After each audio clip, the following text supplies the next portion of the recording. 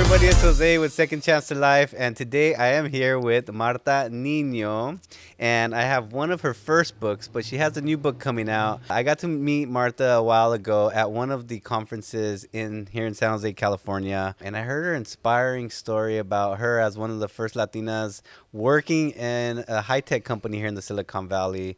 And we were able to connect today on a short podcast and get her story about the love and contribution that she's giving to the community and the kids. Yes. Hi, Marta. How are you? Good, Jose. I'm so excited to be here. It's good to have you. It's so good to connect with you. I know we were messaging a lot on LinkedIn and then back and forth. And then I just watched your journey over the last year, your first book. Yep. And then now you have a second book. Coming out. Look how cool that is. We'll talk about that later. Yeah. So we have a little bit of time today. Tell us a little bit about your story, of your background, and what you're doing nowadays. Okay, so you're right. I was in Silicon Valley a long time, 29 years. Computers had no sound. So I started a sound company, which I thought was a sand company, which is a story all in itself. And then mobile. I started in a mobile when smartphones were not that smart. And then I ended up at the Photoshop company for like 20 years. Oh, okay. So I've been around for a while. And then about 6 years ago, I had an opportunity to talk on stage. Gloria Estefan was there, so fancy. And out of 700 stories, Adobe chose me to be the closing keynote. And after that, I haven't stopped talking, writing. They unleashed the beast.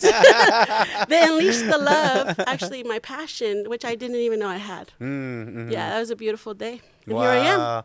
How did you discover your passion? So you started in tech, but then you evolved into finding this new passion. I relate with you because I have a really interesting background. Yeah. Difficult times as a young kid, jail, prison, drugs, gangs, and I never could imagine who I would become or what I wanted to become, 100%. right?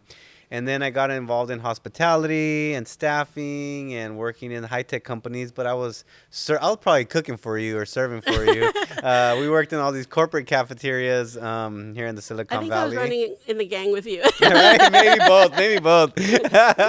And I'm like, okay, I'm going to be in the hospitality space. Okay. But then COVID happened. Yep. And I realized, oh, my gosh, a lot of people need help and love and Yeah. support. And so I started getting inspired to be a coach and Yeah. to help people. So how did you go from where you were into what you're doing now? Okay, well, in order to kind of know a little bit about that, I'm just going to give a little background. So I was born in Zacatecas, Mexico, and my parents used to pick cotton for a living, which is why there's cotton in the book, which represents our obstacles.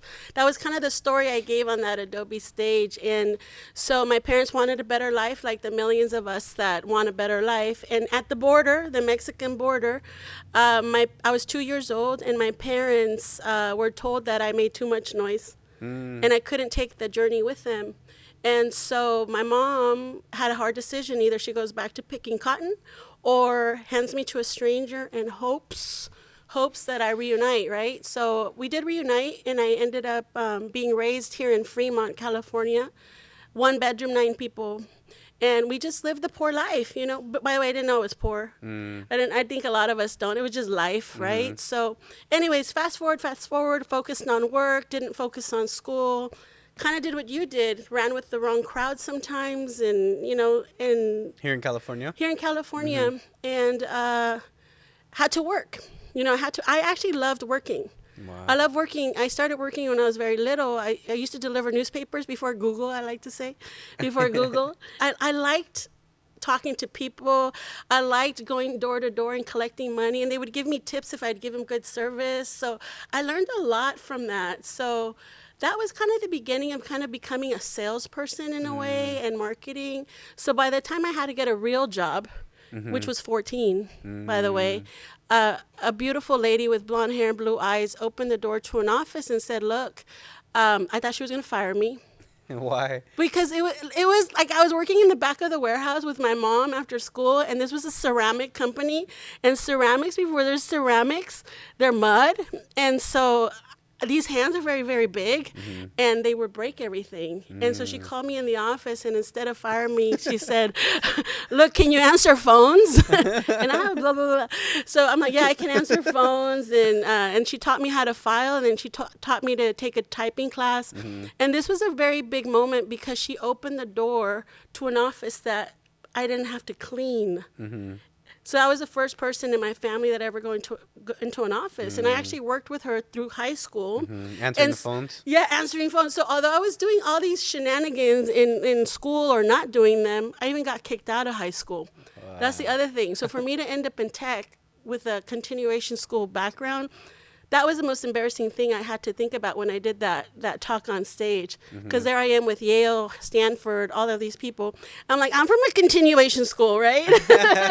So you started working at a young age. Yeah. You're passionate. You had a lot of energy. Yeah. I call it blah, blah, blah passion. I just call it passion because I have a lot of that too. Yeah. And then you transitioned into school. Yeah. Why did you not finish school? And how did you go from not finishing high Yeah. school or I finished high school. or continuation school, Yeah. right? Into Yeah. tech. Like, how did how did that happen? Actually, getting kicked out of school was actually one of the, I thought it was the worst moment in my life. It actually turned out to be one of the best moments in my life. Now, kind of looking back, because I find what I like to call believers. You know, I think all of us find people that believe in us more than we do. You know, and the counselor at the school said, "What are you doing here?" And I finally had to come clean with him and tell him, "Look, my dad's dying of cancer. I have to work, blah, blah, blah." Passion. And he says, "Stop right there. Let's put together a plan of how you're going to get out of here and go back to the high school and go show them that what you're made out of," right? Yeah. And so he really believed that I could do that. And I'm that's like, awesome. wow. This was the first time that somebody actually gave me a list of things to do.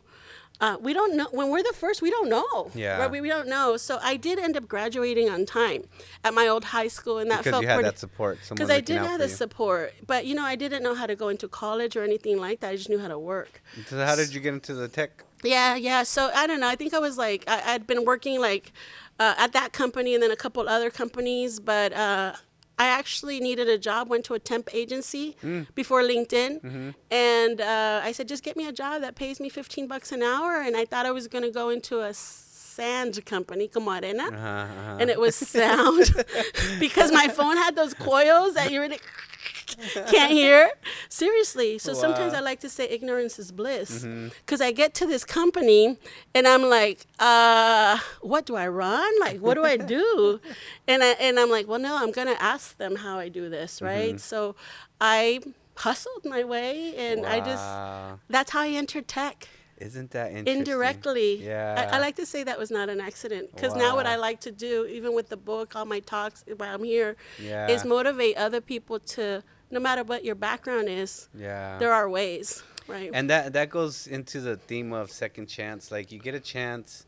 Sometimes you don't know what that opportunity is, but you land it, you take it, and you run with it. And I started in a staffing agency, temporary, $11 Did you an hire me? hour. Was that you? I know, right? Did you say Well, I was Sam? telling you, I was cooking for you. So I was in the staffing for hospitality in the tech companies. Yeah. And I didn't know what I was doing. They're like, "Oh, put Yeah. on a black shirt, a black tie, and come in, and tomorrow just show up, and we'll have a job for you." And I'm like, "Okay, I don't know what I'm going to do."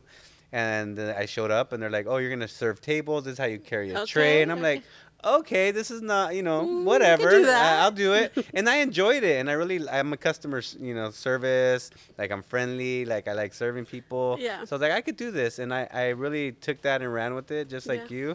I wish I would have got into tech, but I was in there listening, to all the board of directors, feeding them, and just listening to all the things that were happening here in the Silicon Valley. Yeah. And so you transitioned into that. Yep. And then you got into tech, and then you found a new passion, your true passion. Tell us about that. Well, listen, I do want to say that in tech, I learned so many things from so many people that have actually been generations of doing them, and they might not necessarily look like me, but it was learning. I was basically in training to do what I'm doing right now, because in tech, what I would do is I'd work with sales. I was their marketing person, their salesperson. We would go into sales calls together. They would sell them the product, and I tell them how to move it. You know, I tell them cómo se mueve, right? So we were like a team, and I like to, and so we were taking things into market that nobody had ever heard of. Wow. Like sound for Creative. video games. That was like when dinosaurs roamed the earth, or this mobile phone thing that was such a big deal back then. We'd go into places like Verizon and Sprint, and so we were selling things, and then it was my job to scale it. It's like, how do we take this one thing and sell 10,000 of them? Wow. Or sell 20,000 of them. But you had that creative mind and that passion. I have a lot of I have a Yeah. lot, which by the way is ADD. Now I know, but it's Hey, it could okay. be a I like power, to say right? it's my creativity. That's my superpower. That's my superpower. So I had so many ideas on how to do this, and this is why I was so valuable to these companies, because I had so many ideas. And the good thing about being a marketer is that it doesn't have to work. You just have to try it. So I learned that skill. And so now taking everything from that tech industry or that tech experience that I have and applying it to scaling hope. Yeah. That's what I'm doing. I'm scaling hope in the same way I scaling hope. scaling tech. There is no difference. It's like, how do I take this? I'm going to speak Spanish. Yeah, throw some Yeah. Spanish in ¿Cómo there. tenemos esta cosita aquí Ajá. y le hacemos así? You know, how do we get esperanza out there in a bigger way? The way you do it is you build programs, you partner with people, you network, and you let them know why it's so needed. And now more than ever, hope is needed. So it's an easy sell. That's beautiful. So hope and growth is not by yourself then. Never. No, I mean, think about No all the success. companies here in the valley and in the world. I mean, you can do it alone, yeah, but gonna be man, really you're going to hard. scale faster if Yeah. you do it with others. That's what I've been learning myself, and that's why to connect with you today is such a privilege, because I've been watching your journey and I'm like inspired. I'm like, I want to know more about her. I want to know how she went from this, Yeah. little family in Zacatecas to That's right. tech to now inspiring a bunch of children. I call saw it like from- pictures of you with a bunch of kids and like Thousands of kids. So now one of those programs that I've developed, actually, it's funny, like, sometimes I think we're afraid to use our creativity and getting it out there. I was like, my goal, my dream was like, how do I get in front of a lot of kids and inspiring them the same way that I inspired a lot of those tech people. And I'm kind of animated and stuff, so I'm like their tia. This kid was like, "You look like my abuela." I was like, "Okay, yeah, cálmate," right? But we're doing it, and we're doing it by bringing ourselves in front of those people, in front of these kids that just need to hear that we're just like them. We're just like the people around their house, and even parents, that their kids can actually be like us también. So I think it's a whole circle and cycle of it. So yeah, I'm with a lot of I can talk to somebody from kinder all the way to corporate. wow, that's Awesome. awesome. And so I think that's a beautiful gift. Maybe it started on the paper route. I don't know. Yeah, when you're Yeah. a young girl. So we have like another minute or two left.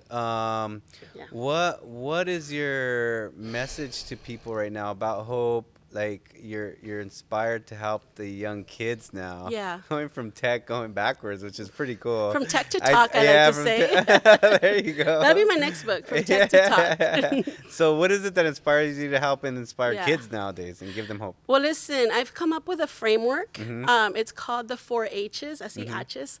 It's hope. We need to believe in our story. And I think that sometimes we hold our story back and we don't think anybody cares about it or it's going to make a difference. Well, the moment that I released and owned my story, I realized that it did start about me, like, can I even do this talk and everything? But reality is, it turned into something bigger than me. So our stories matter. So let's release them as, because it does heal us. Yeah. And so, but guess what? When we can heal others with it, that's like, why would you want to hold that back? And finding power in your story. I tell people now that I'm a good storyteller. Yeah. And I get so excited telling my stories, Yeah. but it's like because I've achieved You've overcome. overcoming those challenges in Yes. life, and now I can use them as stories because all the challenges that people face in their life, you use them as stepping stones, and you can look back and find gratitude because we all go through challenges in life, even as young kids, Yeah. and it doesn't define who we become, Yeah. right? Like me, I went through all this stuff, but I didn't stay in the body. I didn't stay locked up Right. or doing drugs. Yeah, I you had gotta to keep change. moving. But I still like telling those stories because, like, Yeah. I've come so far You from have. there. I'm so proud and of I have so you. much gratitude, and I still got so much to improve in myself. Yeah. Like, we never stop growing. I was just talking to someone else amazing. And it's like we never stop growing and No. evolving, right? No, and we shouldn't. We shouldn't. And you know, those stories of coming from El Barrio and coming from wherever we're at, I like to say sometimes we need to be replanted. It's important. Somos como una plantita, you know. You keep it in that same little thing, it's going to stay that big, this little plant right here. But if you put it in some place bigger, maybe in a different place, it might actually become bigger. Wow. So hope, I know we're over Okay, time. yeah. I know, So I know. let's go for hope. Help. Help. We can do things alone, but it's faster with others. Hustle. Nothing's going to happen on the couch, guys. We need to move. Moviditos. We'll Yes, hustle. yes. And then heart is just be yourselves. You know, you are you, Jose. I am Yes. me. Our stories matter. There's like 30 little stories that like the ones you're talking about in this little book. We've given over 12,000 copies of it through my nonprofit called the Marta Niño Foundation, and we're looking for book fairies, which means no child should ever have to pay for hope. We do that. We do that. We do that. So yeah, That no, is I mean beautiful. this is fun stuff, and I really love telling my story too. You can tell, like we are like Yeah, blah, blah, blah, blah. We I've could be here always for loved your hours. energy. The Yeah. first time I saw you speak, and Yeah. it's funny you have the 4-H's. I have the 4-M's, so mine are just as simple and almost the same in its own in its unique way. It's the 4 M's. So Which it's are? mindset, myself. Like mindset's giving you hope. Yeah. If you can train your mind to have hope, to see a vision, Yeah. then where you're currently at, Yeah. and to see potential in your future. Yeah. And then it's myself. I think sometimes people like us, we tend to give so much of ourselves to others. Yeah. But we need to take care of ourselves too. Yeah. Like how do I take care of myself? Yeah. So that I can continue to be a vessel for others. 100%. So teaching people how to take care of themselves, and then the third one, like you said, hustle. For me, Yeah. it's movement. Yeah. It's move. Let's go. Let's go. Let's Let's go. go. So it's mindset, myself, Yeah. movement, and the fourth one is the beautiful spiritual one. It's making a difference. Yes. Right. We got to go out and give back and contribute Yeah. and just share the love with Just the world. be you. Mine, like my last one is, you know, heart, which is just be you, and you know, you have this is a love thing, right? So just be you means really just loving ourselves and being comfortable who we are, and that's the hardest thing to do. But I tell you, once you kind of do, you know, with all of our defects, that's our superpower. Now we're it. unstoppable. Now we're That's it. unstoppable. Oh, It's so awesome. But yeah, no, there's so much we could talk about this, but I do want to give props to my mother who wanted hope for me to have a better life. You know, she's in the back of the book. You know, she hoped we'd have a better life, and you know, with her mindset, just like your M. You should add another M, Marta. You know, I know. I have a better life, and I hope others have a better life too. Yeah, for Yeah. para los niños, for the kids, I want to add the extra M. Marta. Yes, Reach out to yes. Marta. Oh, well, I look forward to having you again. I know this is a shorter video Yes. that we're shooting today, but it was really just a connection that we made and a chance to get together Yeah. today. And so I'm happy to have you today on our show. Yeah. Is there the new book that's coming out? Tell us about that. Yeah. So, you know, the first book was just a story about myself and overcoming and, you know, but now I was like, well, if that one story did okay, imagine if I had so many more stories. So now I was like, well, I need to find myself a doctor, a lawyer, an architect, you know, an astronaut, like all of us. And We might then have if to do I a could book find together. myself a designer, look I at this. like that. Look That's at this, that's the beautiful. butterfly. And I really fought really hard to find a good designer, and I found a guy that does tattoos. Oh, nice. You know? Okay. And so what I wanted was just something beautiful for when this book is in the hands of our kids and they're getting motivated to be these new things, these cycle breaking jobs that it looks cool.